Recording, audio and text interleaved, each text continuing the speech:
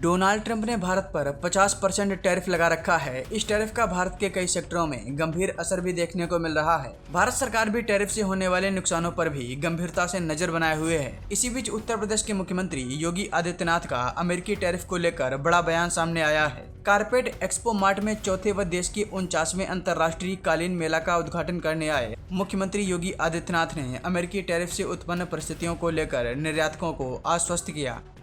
योगी ने कहा कि सरकार अमेरिकी टैरिफ से उत्पन्न हुई परिस्थितियों से निकालने के लिए वैकल्पिक रास्ते तलाश रही है। विश्व के कई देशों के साथ फ्री ट्रेड एग्रीमेंट से उद्योग की नई संभावनाएं बन रही हैं। डबल इंजन की सरकार उद्योग के विकास बेहतरी के लिए प्रयासरत है। अमेरिकी टैरिफ से आई चुनौतियों पर योगी ने कहा कि सरकार इस पर काम कर रही है। सीएम योगी ने इसके साथ और क्या कुछ कहा है, आइए आपको सुनवाते हैं। यूएस के टैरिफ को ध्यान में रखते हुए भारत सरकार ने दुनिया के तमाम देशों के साथ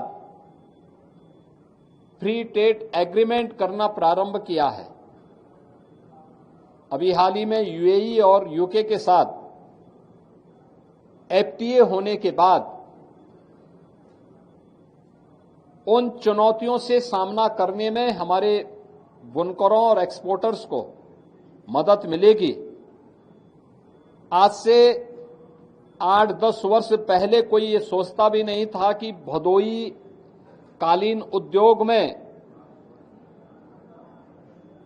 फॉरेन बायर्स आकर के यहां के बुनकरों के द्वारा बनाई गई कारपेट को खरीदने का काम करेंगे या उनको एक्सपोर्ट कर पाएंगे।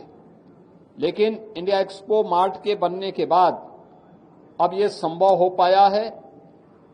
इस बार भी 88 देशों के 300 से अधिक बायर्स यहां आ रहे हैं। इस चतुर्थ संस्करण में, इंडिया कारपेट एक्सपो के चतुर्थ संस्करण में भागीदार बन रहे हैं।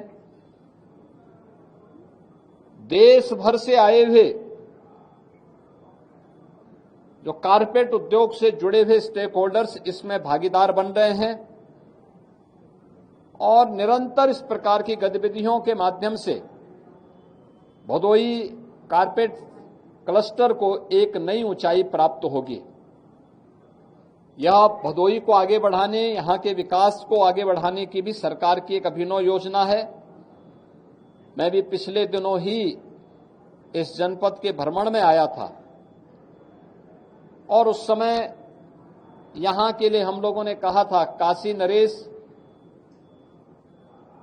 कॉलेज को विश्वविद्यालय के रूप में आगे बढ़ाने के लिए हमारे सारे प्रस्ताव, हमने विभाग से इसके बारे में सारी जानकारी मांगी है और मैं मानता हूं बहुत शीघ्र भदोई जनपद को अपना एक विश्वविद्यालय भी प्राप्त होगा, जो भदोई में उच्च शिक्षा के साथ साथ यहां पे रोजगार के सृजन के लिए और कारपेट क्लस्टर जैसे क्षेत्रों के लिए स्किल मैन पावर की आपूर्ति करने में भी वो सहायक हो पाएगा।